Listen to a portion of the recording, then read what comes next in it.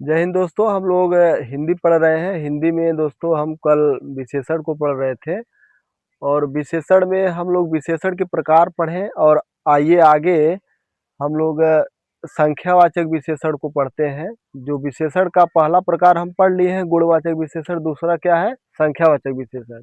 ठीक है। संख्यावाचक विशेषण में संख्या का बोध होता है।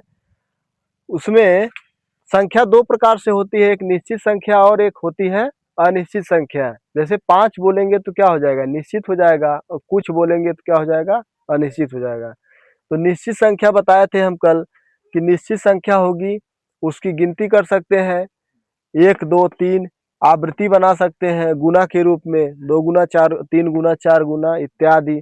और समूह का बोध करा सकते हैं, समूह का बोध करा सकते हैं, दोनों, तीनों, चारों, सभी भी लिख सकते हैं, सभी। तो पूछेगा सभी किस प्रकार का विशेषण है? तो निश्चित संख्यावाचक का विशेषण है, उसमें भी कौन सा पार्ट होगा? समूह बोधक होगा, समूह बोधक होगा। इस तरह से आपसे पूछेगा, आपसे ऐसे एग्जाम में पूछेगा कि 3 गुना क्या है? 3 गुना क्या है? विशेषण है। कैसा विशेषण है? निश्चित संख्यावाचक विशेषण। निश्चित संख्यावाचक का कौन सा प्रकार है? आवृत्तिवाचक, आवृत्तिवाचक है। तो पूछेगा सभी क्या है? सभी विशेषण है। सभी क्या है? विशेषण है। सभी क्या है? विशेषण है। सभी कैसा है? निश्चित संख्यावाचक विशेषण। उसका कौन सा प्रकार है? उसका समूह या समुदाय बोधक का प्रकार है, समूह या समुदाय बोधक का प्रकार है। ठीक है। चलिए, और भी हम क्या कर सकते हैं? गणना, आवृत्ति, समूह, क्रम, क्रम बोधक, क्रम बोधक। जैसे पहला, दूसरा, तीसरा, पहला, दूसरा, तीसरा, पहला, दूसरा, तीसरा, पहला, दूसरा, तीसरा, ये क्या है? क्रम है। पहला, दूसरा, तीसरा। एक और हो सकता है प्रत्येक बोधक, प्रत्येक बोधक, प्रत्येक बोधक। जैसे हर एक, हर एक, प्रत्येक, एक एक, एक एक। जैसे एक एक लोग इधर आइए, तो प्रत्येक बोधक है, मतलब एक एक की बात कर रहे हैं। हर एक को मिठाई मिलनी चाहिए, तो प्रत्येक बोधक हो गया। प्रत्येक व्यक्ति हमारे साथ चलेगा, प्रत्येक व्यक्ति हमारे साथ चलेगा, तो ये सब क्या है? प्रत्येक बोधक है। तो ये सब क्या है? निश्चित संख्यावाचक के भेद है। निश्चित संख्यावाचक के भेद है। गणनावाचक, आवृत्तिवाचक, समूहवाचक, क्रम बोधक, प्रत्येक बोधक। ठीक है। समूह बोधक, क्रम बोधक और प्रत्येक बोधक, ये सब क्या है? निश्चित संख्यावाचक विशेषण। दूसरा लिखिए अनिश्चित संख्यावाचक। तो संख्या ही अभी चल रही है, एक निश्चित संख्या हो गई, दूसरी क्या होगी? अनिश्चित संख्यावाचक विशेषण। दूसरी होगी अनिश्चित संख्यावाचक विशेषण।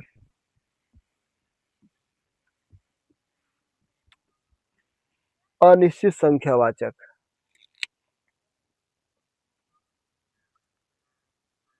अनिश्चित। तो क्या होगा? यहाँ पे संख्या का निश्चय नहीं हो पाएगा कि कितने लोग हैं, संख्या का निश्चय नहीं हो पाएगा। तो उदाहरण में जैसे कुछ हो गया, कुछ व्यक्ति। तो व्यक्ति क्या है? संज्ञा है, उसका जो भेद है क्या है?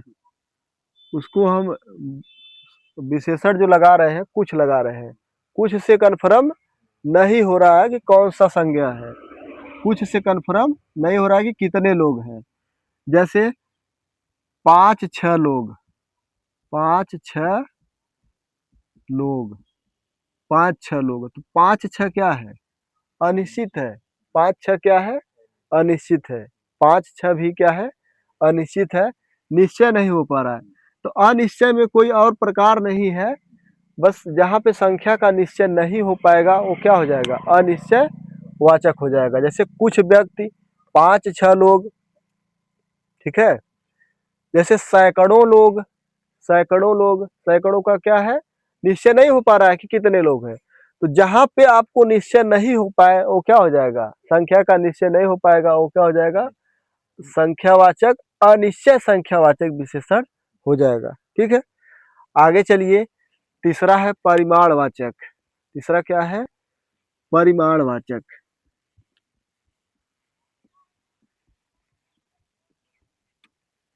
परिमाणवाचक विशेषण,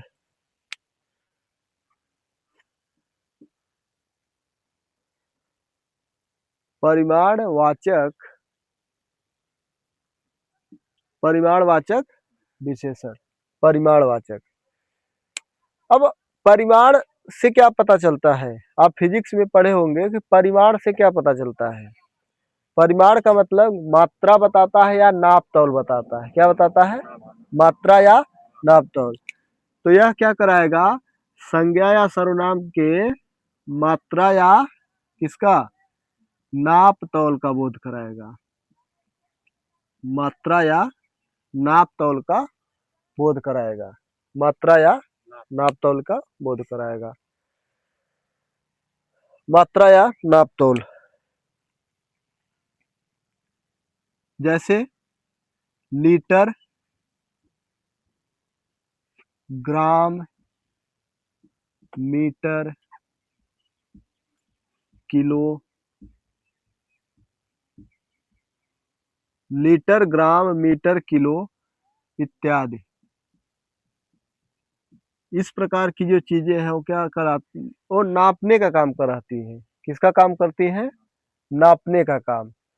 लीटर, लीटर में कोई चीज क्या करते हैं, नापते हैं, किसी लिक्विड को हम लीटर में नापते हैं।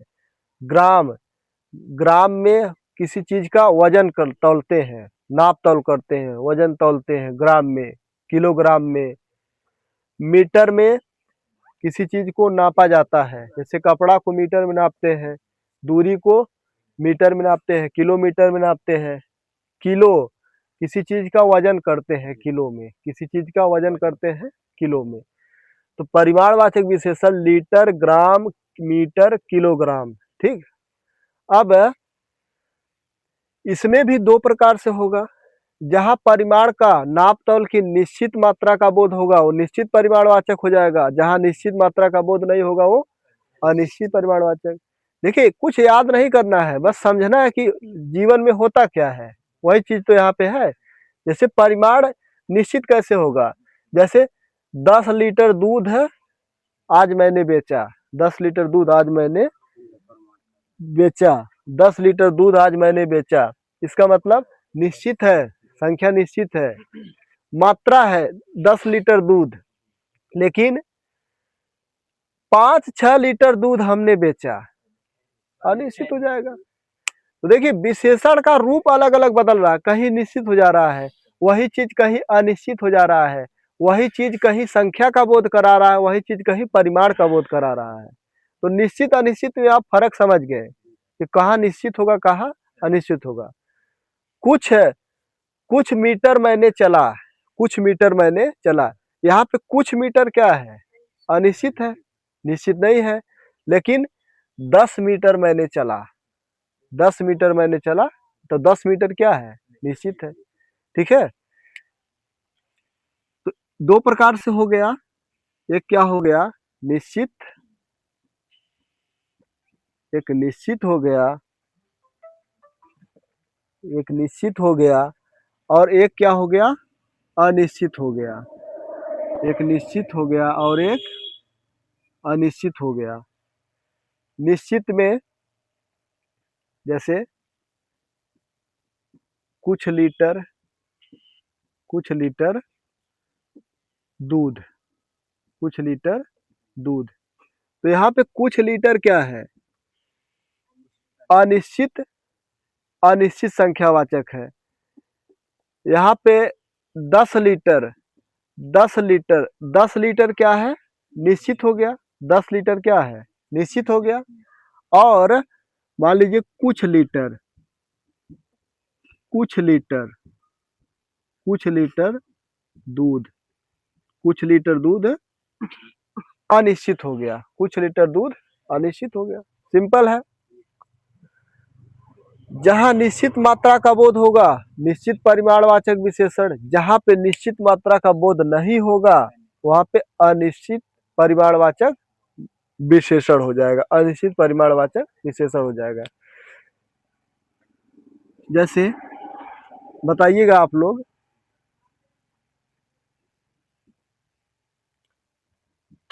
थोड़ा कपड़ा क्या है? थोड़ा कपड़ा क्या है? थोड़ा,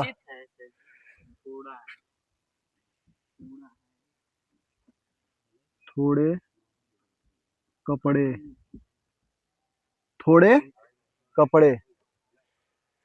अब एक चीज बताइए, देखिए दो जगह मैं थोड़ा थोड़े लिखा हूं, थोड़ा दो जगह लिखा हूं, थोड़ा यहां पे आया थोड़ा क्या है और यहां पे आया थोड़ा क्या है?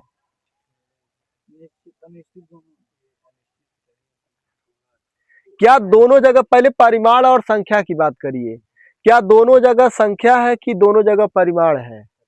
इसकी बात पहले करिए। देखिए कोई चीज रटना नहीं है, जब समझ जाएंगे तो वो फिर जीवन भर याद रहेगा। रटने से अब थोड़ा देख के हम कुछ नहीं कर सकते हैं, विशेषण जिसके साथ लगेगा उसकी विशेषता बताने लगेगा। विशेषण का कोई प्रकार नहीं है, जिसके साथ लगा उसकी विशेषता बताएगा, उसके हिसाब से चलेगा कि क्या है वो चीज। थोड़ा देख के हम परिमाण और संख्या नहीं कर सकते हैं, थोड़ा देख के परिमाण और संख्या नहीं कर सकते। तो ये पहले ये बताइए, थोड़ा कपड़ा थोड़े कपड़े परिमाणवाचक है कि संख्यावाचक है?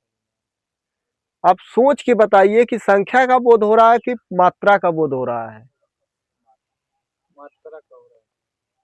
ध्यान से, थोड़ा कपड़ा, देखिए यहाँ पे एक कोई कपड़ा था, कोई कपड़ा था, उसमें से हम थोड़ा सा कपड़ा लिए हैं, लेकिन यहाँ पे थोड़े कपड़े, यहाँ पे संख्या की बात हो रही है। थोड़े से कपड़े दीजिए, थोड़े से कपड़े, जैसे आप मॉल में जाते हैं तो थोड़े कपड़े दिखा दीजिए हमको, तो क्या एक कपड़ा का एक पार्ट वो दिखाता है क्या? किसी कपड़ा का एक पार्ट ऐसे कोना काट के दिखाता है कि देख लीजिए ये है, ऐसे तो दिखाता नहीं है। और कहते हैं ना कि हमको थोड़े कपड़े दिखा दीजिए, तो थोड़े कपड़े को ला के दिखाता है उस प्रकार का कपड़ा।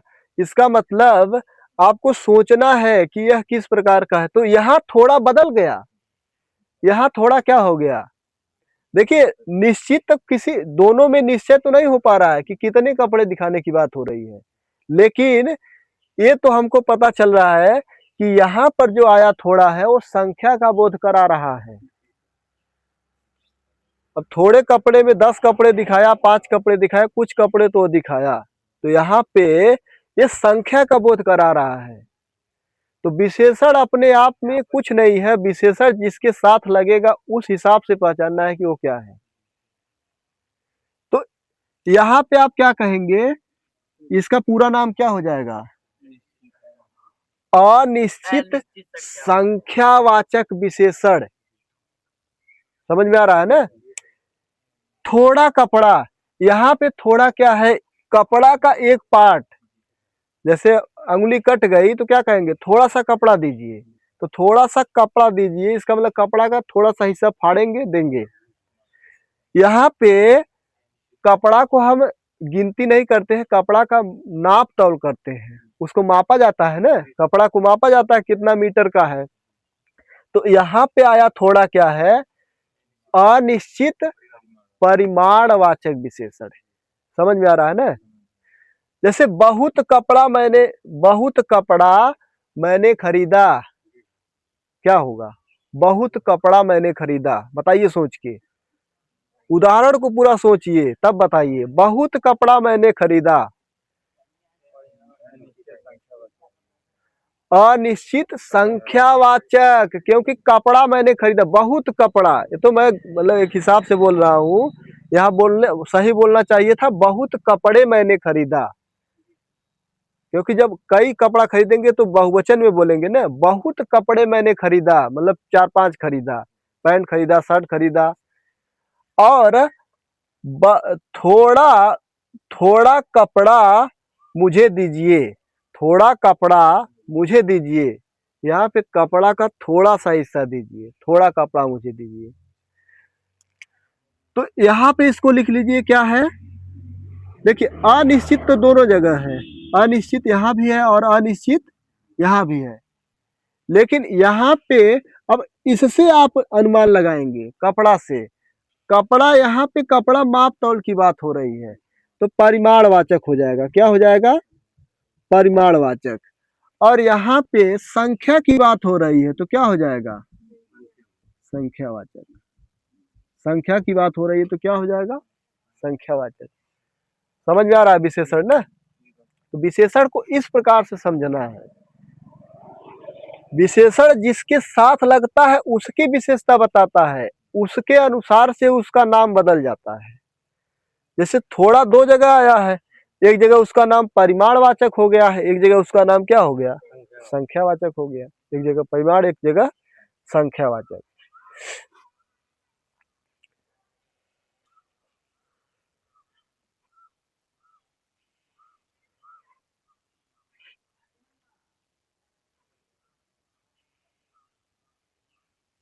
थोड़ा कपड़ा, थोड़े कपड़े, ठीक है। तो परिमाण और संख्या में अंतर आप समझ गए कि परिमाण कब होगा? जब जिसको नाप तौल सकते हैं, और संख्या कब होगी? जब जिसको हम गिनती कर सकते हैं। गिनती कई प्रकार से थी, मैंने बताया, ठीक है। अब अगला पार्ट कौन सा है? तीसरा इसका भेद संकेतवाचक ना। संकेतवाचक या सार्वनामिक विशेषण लिखिए, संकेतवाचक या सार्वनामिक विशेषण।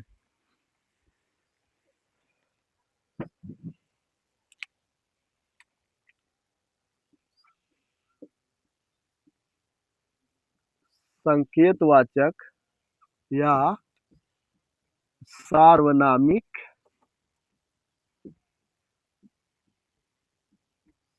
विशेषण। संकेतवाचक या सार्वनामिक विशेषण। अब देखिए सार्वनामिक लिखा है, इसका मतलब सर्वनाम से बना होगा। इसका मतलब किससे बना होगा? सर्वनाम से बना होगा। अब यहाँ पे लोगों को कंफ्यूजन आता है कि दोनों सर्वनाम है, सार्वनामिक विशेषण भी सर्वनाम है और सर्वनाम भी क्या है? अपने आप में सर्वनाम है। तो अंतर कैसे पहचाने? आइए उदाहरण के माध्यम से अंतर देखते हैं। परिभाषा तो सिंपल है, परिभाषा में कुछ नहीं है, हमको तो एग्जाम से मतलब है। एग्जाम में कैसे हम क्रैक करें, कैसे उसको समझें कि क्या है। परिभाषा क्या होगा? ऐसा विशेषण जो सर्वनाम से बने, ऐसा विशेषण जो सर्वनाम से बने सार्वनामिक विशेषण हो जाएगा। अब दो उदाहरण मैं लिखता हूं। यह घर मेरा है, यह मेरा घर है, यह मेरा घर है। दो जगह लिखा हूं मैं सर्वनाम को, एक जगह लिखा हूं यह घर मेरा है, यह मेरा घर है। क्या अर्थ का अंतर है कि नहीं है? अर्थ में कोई अंतर है? दोनों वाक्य को देख के अर्थ में कोई अंतर नहीं है। यह घर मेरा बोलिए, यह मेरा घर है, अर्थ में कोई अंतर नहीं है। अंतर किसमें है? अंतर है शब्दों में। अंतर किसमें है? अंतर है शब्दों में। अब देखिए यहाँ भी यह है और यहाँ भी यह है। एक जगह सर्वनाम है और एक जगह विशेषण है। एक जगह क्या है? सर्वनाम है और एक जगह विशेषण है। तो आप ध्यान दीजिएगा, जब संज्ञा के जस्ट बगल में सर्वनाम लिखेंगे, संज्ञा के बगल में कोई चीज रहता है तो विशेषता बताने लगता है। जैसे सांकेतिक संकेत किसको दे रहे हैं? घर को। दो जगह दे रहे हैं, यह घर मेरा है। तो यहां पर आया हुआ यह संज्ञा के बगल में है, जो सांकेतिक संज्ञा है, जिसका संकेत कर रहे हैं, उसके बगल में है। तो जस्ट बगल में कहीं रहेगा तो वह सर्वनाम नहीं रहेगा, वह क्या होगा? सार्वनामिक विशेषण। बस इसी अंतर को पकड़ना है, इसी तरीके से आपको पकड़ना है। कैसे पकड़ेंगे? जिसकी ओर संकेत कर रहे हैं उसके बगल में अगर वह चीज लिखा हुआ है तो वह विशेषण कहलाएगा। लेकिन यहाँ पर यह मेरा घर है, घर के बगल में यह नहीं है, बीच में मेरा आ गया। बीच में क्या आ गया? मेरा आ गया। तो यहाँ पर आया हुआ यह है, क्या हो जाएगा? सार्वनामिक विशेषण। यहाँ पर आया हुआ यह क्या हो जाएगा? सार्वनामिक विशेषण। और यहाँ पर आने वाला यह क्या हो जाएगा? सर्वनाम। क्या हो जाएगा? सर्वनाम। सर्वनाम। ठीक। जैसे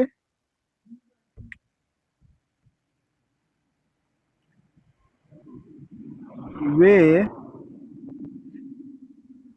खेल रहे हैं, वे खेल रहे हैं, वे बच्चे खेल रहे हैं।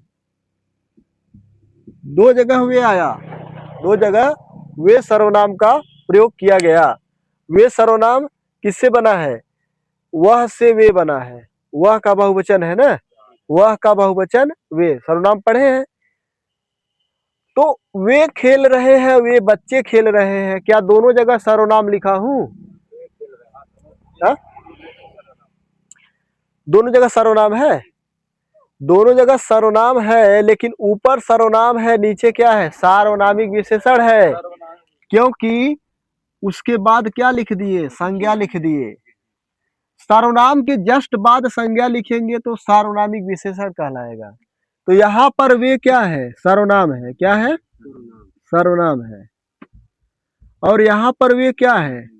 सार्वनामिक, सार्वनामिक विशेषण है। समझ में आ रहा है ना?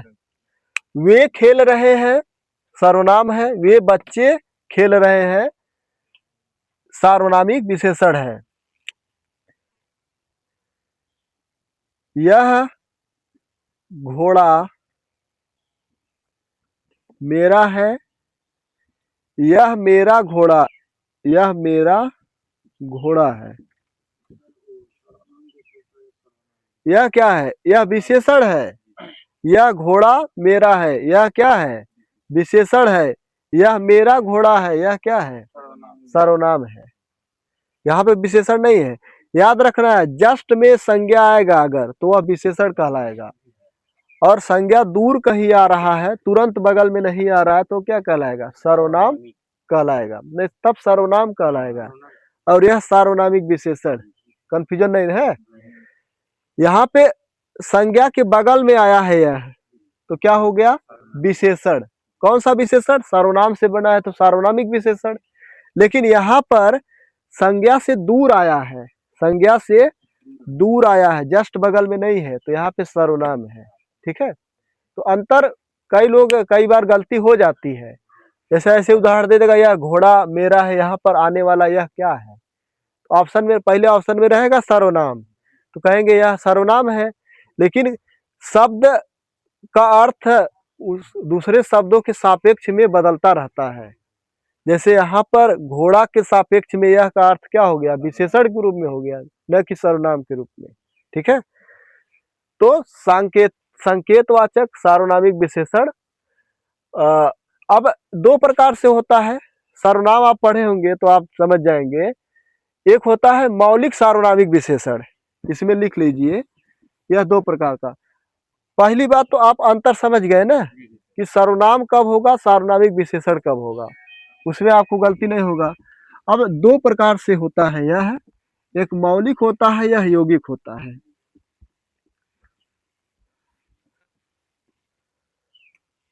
एक मौलिक होता है,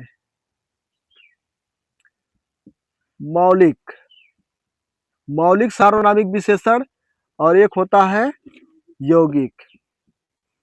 यौगिक का मतलब क्या? जहां भी यौगिक दिखेगा इसका मतलब किसी न किसी चीज से बदला हुआ है। किसी न किसी चीज से बदला हुआ है, किसी से मिलकर बना होगा, किसी चीज का रूप परिवर्तन होगा, वह क्या कहलाएगा? मौलिक। मौलिक मतलब मूल रूप। मूल रूप का मतलब जैसे यह हो गया, वह हो गया, ये हो गया, वे हो गया, कौन हो गया और क्या हो गया। ठीक, ये सब क्या है? मूल रूप के सर्वनाम है। तो ये सब अगर कहीं विशेषण के रूप में प्रयोग हो रहे हैं, उसे क्या कहेंगे? मौलिक सार्वनामिक विशेषण। विशेषण बन सकते हैं ना। कौन आदमी बाहर खड़ा है, अगर कह दे कौन बाहर खड़ा है, सर्वनाम। कौन बाहर खड़ा है, सर्वनाम। कौन आदमी बाहर खड़ा है, सार्वनामिक विशेषण। कौन आदमी बाहर खड़ा है, सार्वनामिक विशेषण। यह मेरा घर है, यह मेरा घर है, सर्वनाम। यह घर मेरा है, सार्वनामिक विशेषण। तो मौलिक होगा जो परिवर्तन नहीं होगा, सीधे सीधे लिखा रहेगा, यह वह वे कौन क्या। ठीक। अब यौगिक क्या होगा? इसका रूप बदल दीजिए। यह से क्या क्या बन सकता था? यह से क्या बना था? यह से विशेषण बताइए, वो तो कारक हो गया। इस यह से विशेषण क्या बना था? कल बताया थे सर्वनाम में। यह से परिमाणवाचक में बना था इतना। क्या बना था? इतना। और गुणवाचक में क्या बना था? ऐसा। बना था कि नहीं बना था? गुणवाचक में क्या बना था? ऐसा। वह से क्या बना था? उतना। परिमाणवाचक में उतना। गुणवाचक में क्या बना था? वैसा। वैसा। ठीक है। इसी तरह से कौन से कितना, कैसा, क्या से, क्या से भी बना था। इस तरह से जो भी होगा, तो ऐसे जो दिखेंगे तो किसी न किसी मूल सर्वनाम से बने होंगे ये सब चीजें। जैसे इतना बोल दिया, किससे बना है? यह से। किससे बना है? यह से। ऐसा बना है, यह से। ये दोनों यह से बने हैं। यह दोनों किससे बने हैं? सर्वनाम को एक बार पढ़िए दोबारा। वह से वैसा बना है और उतना बना है। कौन से कितना बना है और कैसा बना है। ठीक है। तो ऐसे जो दिखेंगे वो क्या होंगे? यौगिक सर्वनाम है। क्या है? यौगिक सर्वनाम है। और इनका अगर विशेषण के रूप में प्रयोग होगा तो क्या होगा? यौगिक सार्वनामिक विशेषण। जैसे दो उदाहरण मैं लिखता हूं। यह घर मेरा है, मेरा है, एक उदाहरण हो गया। दूसरा उदाहरण हो गया, ऐसा घर, ऐसा घर मैंने पहली बार देखा। पहली बार देखा। ऐसा घर मैंने पहली बार देखा। तो यहाँ पर आने वाला यह और यहाँ पर आने वाला ऐसा, दोनों क्या है? विशेषण के रूप में प्रयोग है। समझ में आ रहा है ना? क्योंकि संज्ञा के जस्ट बगल में सर्वनाम प्रयोग होगा तो वह सर्वनाम न रह के विशेषण कहलाएगा, सार्वनामिक विशेषण कहलाएगा। तो यह घर मेरा है, तो यह भी क्या है? विशेषण है। और ऐसा भी क्या है? विशेषण है। ऐसा किससे बना है? यह से ही बना है। यह का क्या है? यह का सर्वनाम पढ़े होंगे तो याद होगा, यह का गुणवाचक विशेषण है। यह का गुणवाचक, जैसे लिख सकते हैं, इतना पानी पहली बार वर्षा है। वर्षा है। इतना पानी पहली बार वर्षा है। इतना पानी पहली बार। मूसलाधार बारिश हो जाए किसी दिन तो कहेंगे ठंडी के दिनों में इतना पानी पहली बार वर्षा है। इतना क्या है? विशेषण है। कौन सा विशेषण है? सार्वनामिक विशेषण है। सार्वनामिक में कौन सा विशेषण है? यौगिक।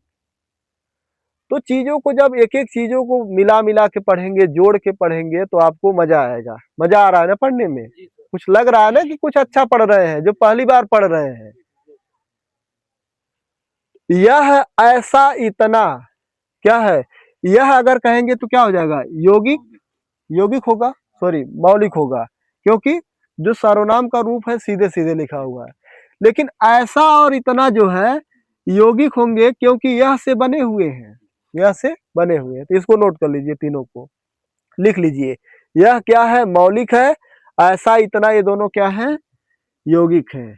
ऐसा इतना क्या है, यौगिक है। ठीक है, ऐसा इतना यौगिक है। आगे चलिए, अगला पार्ट क्या है इसका, अगला भेद, अगला भेद कौन सा है,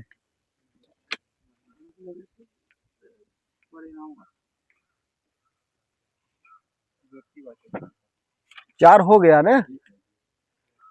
व्यक्तिवाचक, पांचवा भेद व्यक्तिवाचक विशेषण।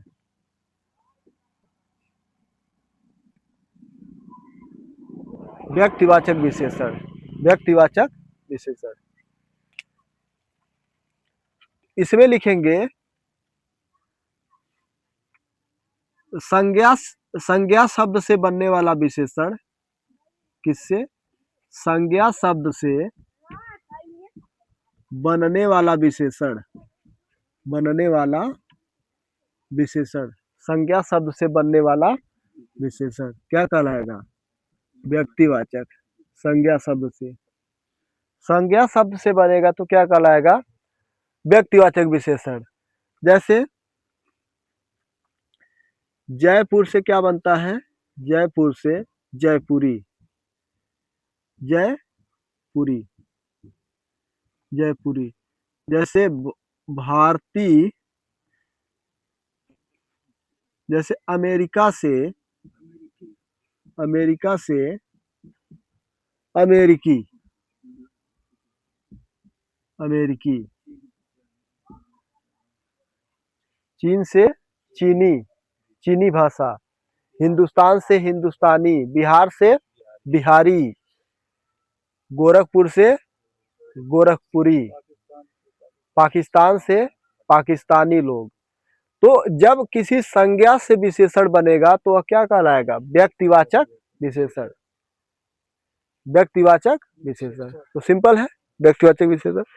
इसी को लोग, कुछ लोग गुणवाचक, कुछ हिंदी के विद्वान इसको गुणवाचक विशेषण कहते हैं, और कुछ लोग इसको अलग भेद बताते हैं, व्यक्तिवाचक विशेषण। ठीक है, लेकिन एग्जाम में जब पूछेगा तो ऑप्शन देखना है। अगर 5 दिया है तो क्या बताएंगे, 5 होते हैं।